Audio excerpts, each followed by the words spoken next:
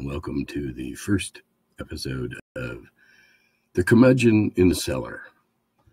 Now, this curmudgeon thing, it's really not my fault that I have this reputation. Yes, I have a snarky sense of humor. Yes, I have a sarcastic tongue, but I also suffer from a little-known disease called ARF, Angry Resting Face. When I'm just sitting there, not thinking about much of anything, just pondering, I look like I'm pissed off.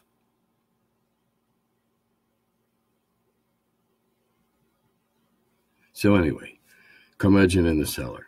Going to talk about a bunch of things. Where would we start? Well, but people wanted me to, several people asked to talk about why I like the old school style of play. Oh, and I know this is my second video and I got to look into the camera more often. I saw the first one and I was like all over the place. So I'll do the best I can, but occasionally I'll have to look at my outline and I might even have to put on my reading glasses to read it. So I'll do the best I can. Anyway, old school. On one of the boards that I wrote a lot on several years ago, I had something under my signature called Rulings, Not Rules. In the early days, I know how stupid that sounds. In the days of the little brown books, the little brown box, 3 books, and then supplements that followed, everything couldn't possibly be covered. To be quite honest, the first 3 little brown books were not at all well written. And it was my fighting my way through them that determined that I was going to go to work for them later on because I knew I could do a better job of editing. And they were written for miniatures players. There was no such thing as role-playing then. The term hadn't even been coined. It was just this new kind of game. And every rule, every eventuality could not be covered. So we played with common sense. Yeah, it was fantasy. So yeah, you could try anything. No holding back if you wanted to try it. And a nat 20, no matter how stupid and preposterous, always worked.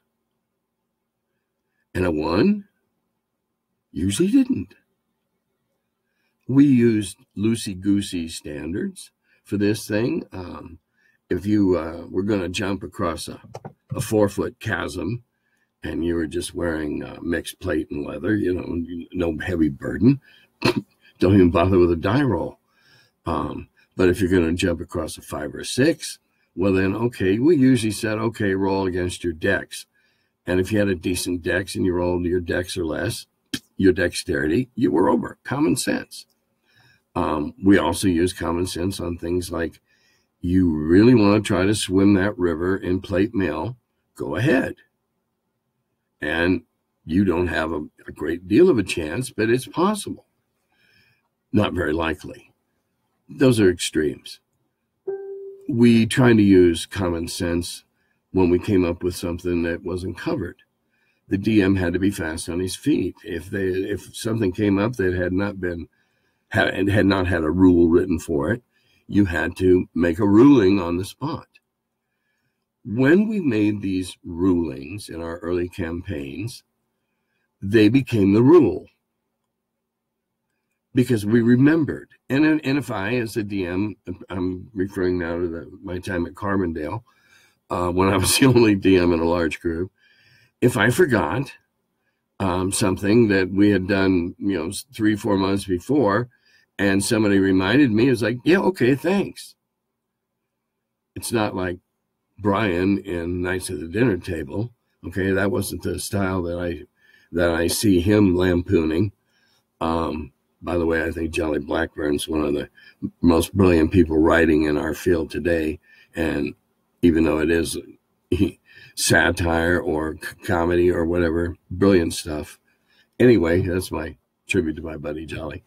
Hey, Jolly, hope you watch this. Anyway, back to, okay, so if we determined that certain action resulted in a certain result, then it acted like that in subsequent times. We made up rules as we went along, but the collective consciousness absorbed them. And so we knew what had gone before, whether or not it could be tried. When we were playing an old campaign, we all knew what everybody else was carrying. Okay, all the players knew what everybody else had. We weren't into the kind of secretive. It was very, very communal. So as DM, I knew what everybody had, but as the players, they all knew what everybody else was carrying, because it was no me. It was all, oh dear God, let us get out of here alive as a team type thing. So we didn't have a rule for everything in the beginning. That's what we did in the supplements. We made rules for everything else, and what we missed in the supplements, we ended up putting in first edition. And by the way, I'm not here to start an edition war. You should play whatever edition, whichever version, whichever clone you and your people, your friends, your group have fun in. I'm just saying why I like the original, because it was the ethic of the original. Take an idea here, steal an idea there, modify something here that you saw in a movie or read in a pulp. I do a lot of stuff I've seen in movies nowadays, because there's been a lot of movies made since 1974 that were not even you couldn't even conceive making fantasy and sci-fi movies back then like they do now with the budgets. So we stole our stuff out of the pulps and out of the books, and wherever else we could get a good idea. And I use the word stole lightly. It was always lifted. None of us ever copied anything that I know of directly. We always made a little tweak. So we felt we weren't plagiarizing blatantly. Tweaking was another thing. In back in the day, not all the goblins were the same. Not all the orcs were the same. A particular band of orcs, it might be a nemesis during the course of a campaign, might be of one hit point range or one weapons that they favored, whether they were archers or spears or whatever. And there might be another group that were, like the Uruk-hai, okay, uber orcs. Well, we took that idea from Tolkien, and so some goblins were tougher than others. You never knew exactly what you were facing, unless you were fortunate enough that it was one of the group races that always fought in a mob and was wearing gang colors, if you will. You never knew exactly whether that troll was gonna go down really, really hard, or shoot, maybe he was sickly and a couple of good smites felled him. You didn't know. So there was a big mystery element in playing old school. You weren't exactly sure what you were facing. You weren't exactly sure how tough they were or weren't. With the limited spells in old school, we GMs encouraged, and the book encouraged, researching more spells. So if one of my magic user guys came and said, I'm going to research 4 variations on the fireball, smaller, so I can light a trash can, I can, whatever. Okay, I'd tell them it's going to take so many weeks and so much gold, and they would do the research. I had a guy in my original campaign that I swear had 12 variations on a fireball that he'd researched legitimately under the rules as they were given then.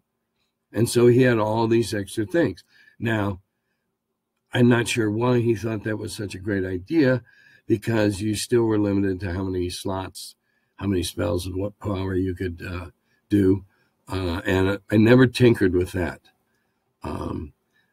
Those things were shouldn't be tinkered with. You could give out a one-use scroll, for instance, and give them a spell that they might not be able to memorize and have at their disposal. We had a lot of scrolls. We had a lot of rings that did neat things, and that's why later on it was, you can only wear one ring on each hand. Well, we didn't always believe in that. Certain rings could certainly go in the same hand. We just didn't believe it. All right, let's see what else I got to talk about here. This is the glasses part. Okay, we talked about weak monsters, buffed up monsters. Oh, some of the monsters, or, and when I say monsters, I'm not talking about stuff like, mind flayers and balrogs, but, the more minor orcs, goblins, hobgoblins, bugbears, the smaller nuisance stuff that's deadly in a mass, but not too hard when there's just a couple of them. They might have a particular power. And that could be a sub part of the campaign that the evil dude that was in charge of the bugbears had given them all an amulet that made them immune to charm spells or something like that. They would have a power. They had a rationale behind it. At least, I believe most of the good DMs had very elaborate rationales for what they did. And so, geez, our stuff doesn't work. So you didn't stand there and get clobbered. You retreated and figured out what was going on, and you lived to fight another day. There was a lot of live to fight another day in old school, because when you got in over your head, you had a lot invested in those characters, playtime, and it took you a long time to get them to whatever level they are. Not quite the extreme that I've seen in recent decades, where people go into a psychotic funk because their 19th level ranger, monk, cavalier, crusader dude bit the dust. So it was a good idea to run away. No shame was ever involved in running away. If you were outnumbered, you ran away. That was just smart. So people didn't get all freaked. Oh, I had a bunch of questions last time about what was behind me. No, there's not a Bible behind me. There's a stuffed owl bear and a stuffed boulet. And then I got to move the other way. Oh, which way do I have to move? Oh, that guy. If anybody remembers Cartoon Joe, I know it's an obscure reference online, but that's from Cartoon Joe. And when you squeeze his hand, he still says nasty, insulting things. And anyway, and then the rest of it's books and stuff I wrote a long time ago that never has been published big yet. That was just private stuff I wrote or owned my own brand. Let's see. I got off track. I was afraid that was going to happen.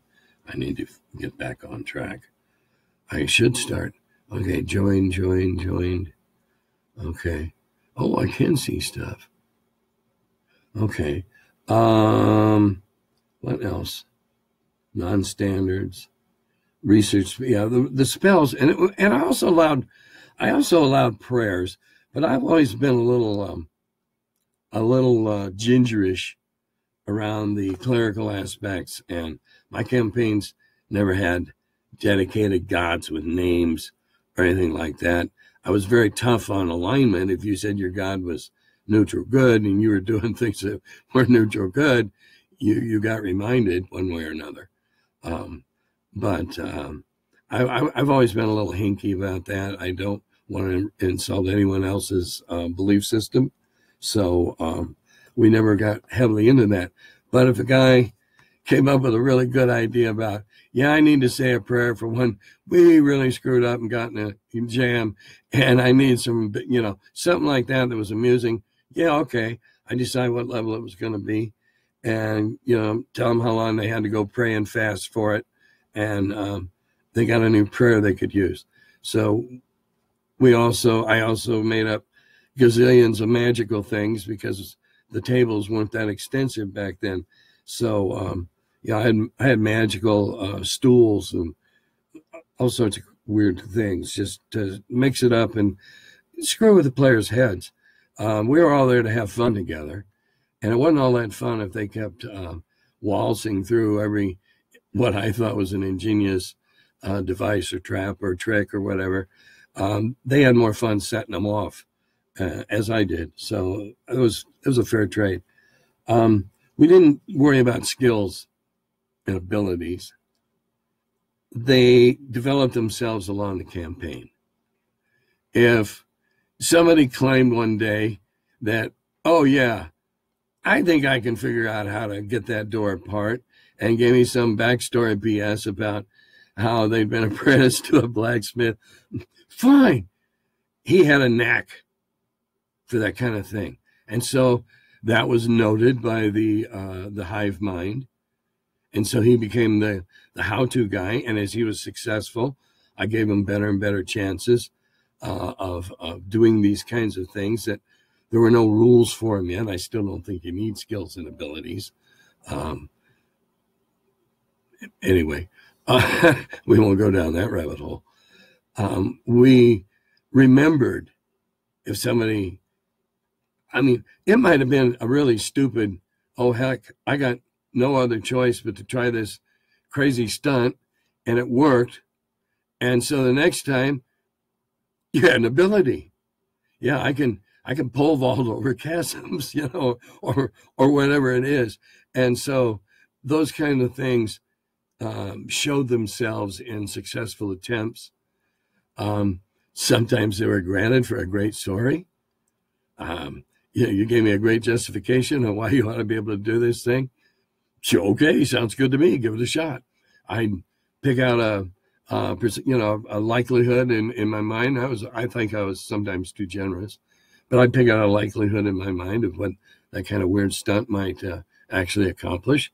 Roll the dice, fail or succeed, and charisma was used a lot for BSing and convincing people. If you had a really high charisma, it was expected that you could sway people, woo them to your side, coax information out of them.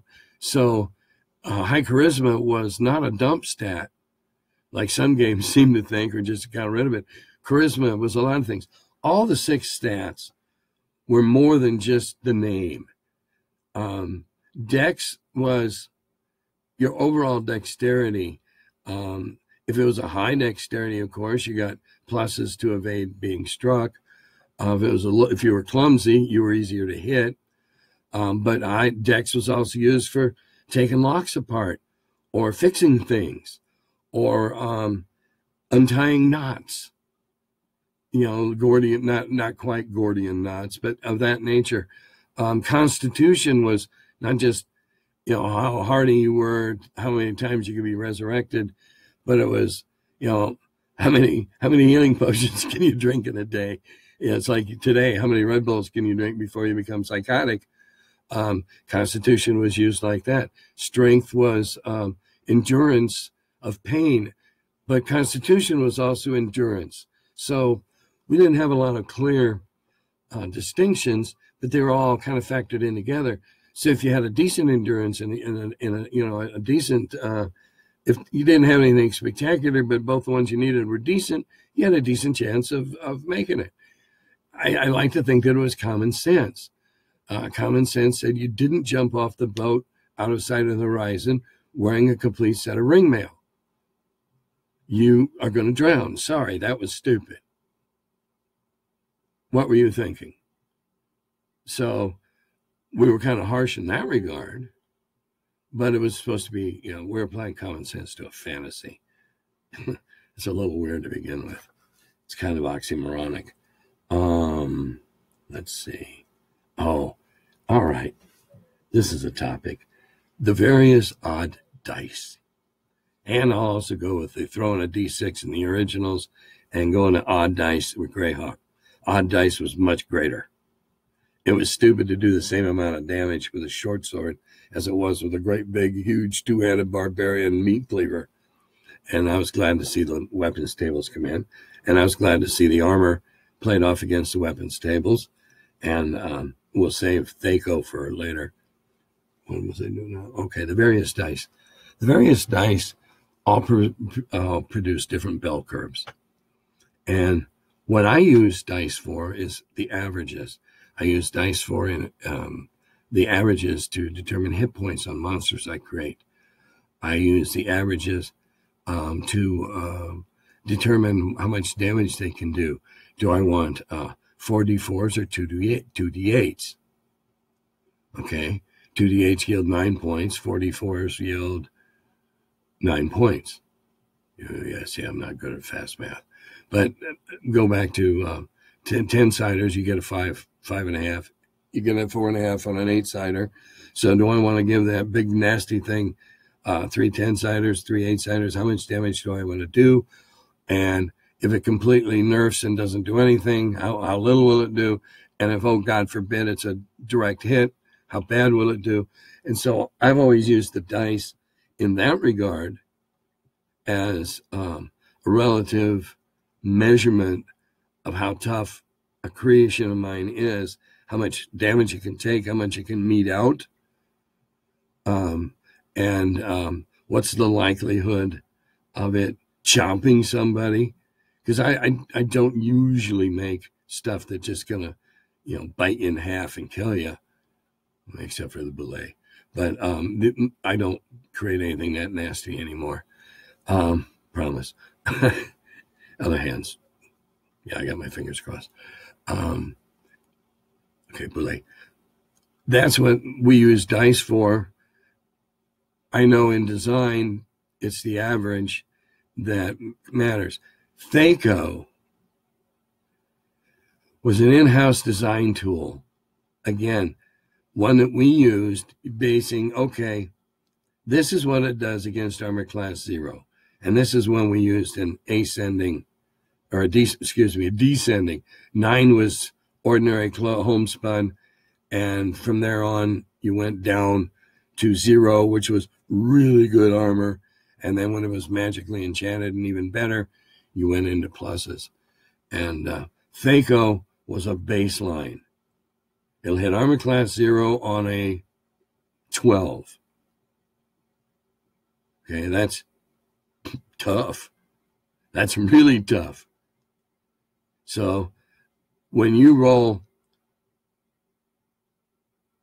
you roll a 12 and it doesn't hit, then it's better than 0.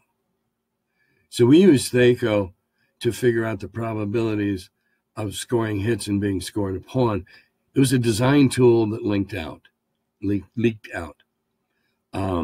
I don't know how, I don't know who, but it was an in-house thing that one of us, all of us, some of us came up with at some point in time. And it just became a rule of thumb to measure against. If it was a really, really, really bad thing, like some really hard dragon, well, then it could hit 0 on a 6. All right. And of course, you, on the other hand, could only hit him on a 19 or a 20. So CintheC was a measurement, again, a rule of thumb, a design tool, if you will, on figuring out relative strengths and weaknesses. And as a DM, as a designer, I have never made a monster that didn't have a weakness, an Achilles heel. The belay has a soft spot under the sail, which just an arrow can do great damage in. Granted, it's a small soft spot for an otherwise horrifying juggernaut-type monster, but everything I've ever created always had a weakness, a weak spot, susceptibility to charm or a physical weakness, whatever. I don't think it's fair to make an invincible monster. Now, if you're talking going and taking on Thor, well, that's somewhere I don't go. I'm not going to, I just don't go there. My campaigns didn't go there. As a DM, I don't steer them that way. As a DM at conventions, I don't write them that way. So I just don't go there. Let's see, what else did I take? I took some notes based on some comments that I got. Let's see. Okay, the averages. Okay, we've made the supplements to correct what we had left out. That's why Greyhawk had a lot of stuff in it that Gary would have liked to have had in the books, but the books just, the printing restrictions were such that they could afford 3 books of a certain size, and that's all the pages they could have. it would take another book, and that it wasn't doable. So it was always decided that, all right, this good stuff, this optional stuff, the weapons damage and all this stuff will go next. The old tradition back then was errata sheets, correction sheets. Companies did this a lot. They would miss a few typos, and so the next version would be corrected, or there would be a little slip of paper put in that this is the word, the fourth word on page 12, line 3 is supposed to be dragon, not dragoon. So it was errata. It was rules clarifications. So at the time, that was the idea. We'll do that. Well, it became much more than that. There became more stuff. So Greyhawk came out. Then when I got there, I was handed a whole bunch of ideas and scraps and tables and charts, and made Blackmore out of it. We had a little more success with the subsequent ones because we had a better organization, and we did what we needed to do to steer the game in its development and its explosion in ways that we thought would remain viable and saleable, which we did. Eventually there were so many supplements and so many rules changes. And then Dragon Magazine, while avowing frequently, we're not canon. Well, if Gary wrote the piece, I guess it's canon. So we had to collect all this stuff together and recast, if you will, the product, and that became first edition AD&D. And someday on one of these, I'll tell you all about the 7 days that Gary and I spent locked in an office with no phone calls and creating basic and advanced. And I think I've run out of stuff to say about this. Let's see what time I'm at. 22 minutes. Oh, this is a short one. I must have stayed on track better. I don't see anything in the comments. All I get is join. Original is best. I don't know. I think I hit everything I was going to talk about. I play old school at the cons. I tell everybody when they sit down, I play old school, original. I have little books I made up, little comb bindings on them that have all the spells and all the prayers. And that's what I consider clerical spells to be as prayers. And I do play that different. And I play it in the spirit of old school. I don't like the thought that clerics got to memorize spells before they go out in the morning.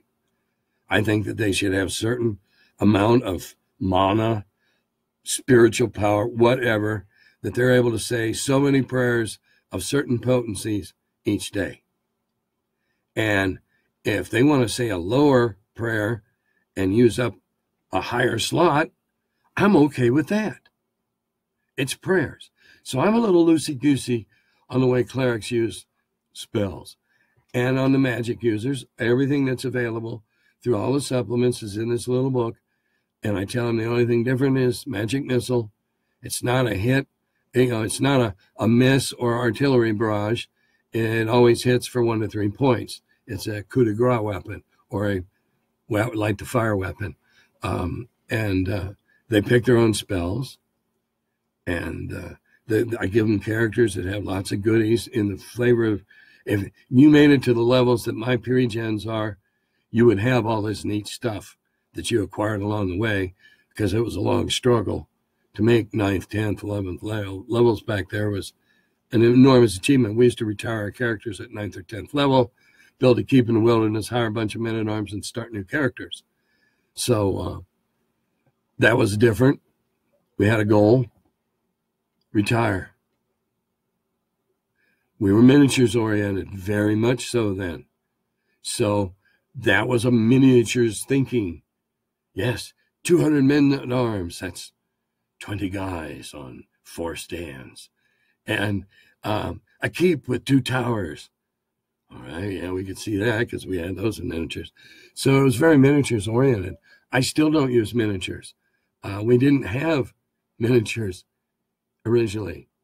You could find something here and find something there that was sort of like and kind of like, and that's how Gary ended up with a weird bag of monsters that became the Rust Monster and the Boulet and the Overhulk and the Owlbear and all those neat things. That's find your ideas wherever you can. In this case, a bag of weird things from Hong Kong, which is where I was from at the time. I have 4 metal Vikings that look like they came from a museum because they have famous Vikings from the sagas names on the rocks at their feet that Gary originally used as the giants in his campaign. He gave them to me when we moved into the gray house to put in my office on my desk to decorate my desk, and I still have them.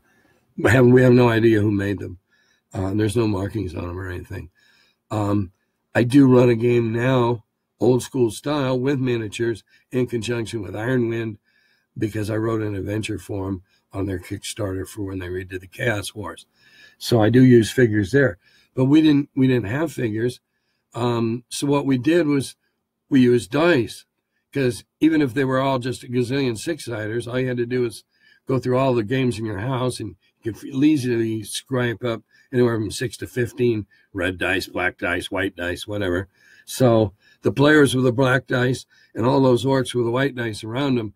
So we occasionally used representations to just give everybody, help everybody get a spatial reference to what was going on around them. But it was a long time before you could find gray, you could find knights, a surcoat and a shield, and a sword. Well, it didn't lend itself well to dungeoneering, and where are the thieves, where are the clerics?